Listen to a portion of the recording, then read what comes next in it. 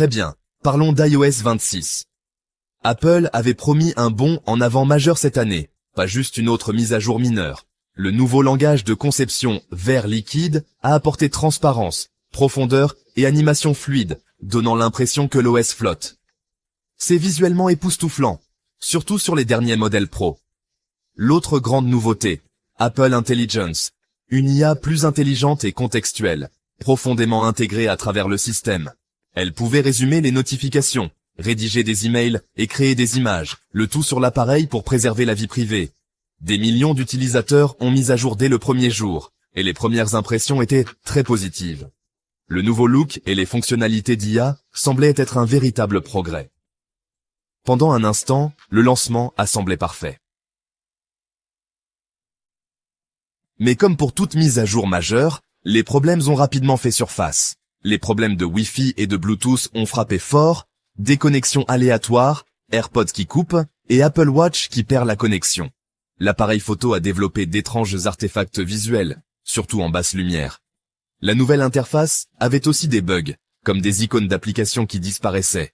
VoiceOver, essentiel pour l'accessibilité, est devenu peu fiable pour de nombreux utilisateurs.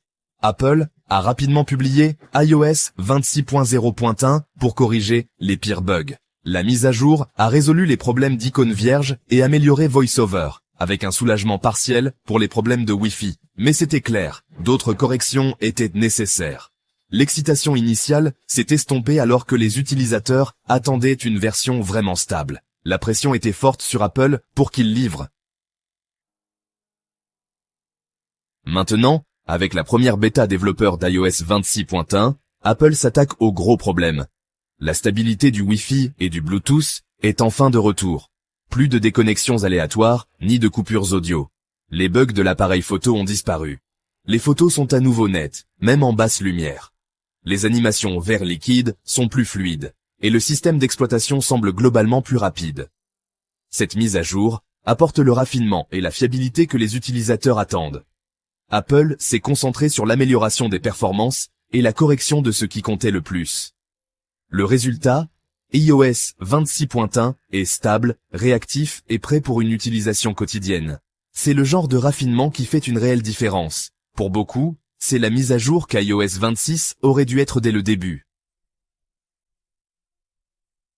Mais il n'y a pas que des corrections de bugs. 26.1 apporte une réelle valeur ajoutée. Apple Intelligence s'étend à plus de langues, l'anglais britannique, l'espagnol, le français et l'allemand. Des millions de personnes supplémentaires peuvent désormais utiliser Siri et les fonctionnalités d'IA plus intelligentes dans leur langue maternelle. Les AirPods bénéficient de la traduction en direct, une traduction audio en temps réel directement dans vos oreilles. C'est une révolution pour les voyages et les conversations internationales. AirDrop a une nouvelle animation plus intuitive, et Safari et Apple Music bénéficient de subtiles améliorations de mise en page. Les développeurs peuvent désormais exploiter Apple Intelligence pour leurs propres applications.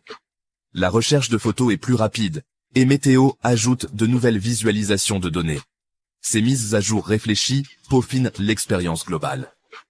iOS 26.1 n'est pas seulement stable, il est vraiment meilleur. Alors, devriez-vous installer la version bêta d'iOS 26.1 ? Si votre iPhone est votre appareil principal, il est préférable d'attendre la version finale. Les logiciels bêta peuvent introduire de nouveaux bugs, des plantages ou des problèmes de batterie. Si vous l'essayez, sauvegardez toujours votre appareil au préalable. Attendez-vous à une certaine instabilité. Les applications bancaires ou les outils critiques pourraient ne pas fonctionner. Si vous trouvez des bugs, signalez-les à Apple. C'est ainsi que le logiciel s'améliore. Pour la plupart, la patience paie. La version stable arrivera bientôt. Vous obtiendrez toutes les corrections et fonctionnalités sans les risques. Laissez les premiers adoptants tester le terrain. Quand elle sera prête, vous profiterez de la meilleure expérience iOS à ce jour.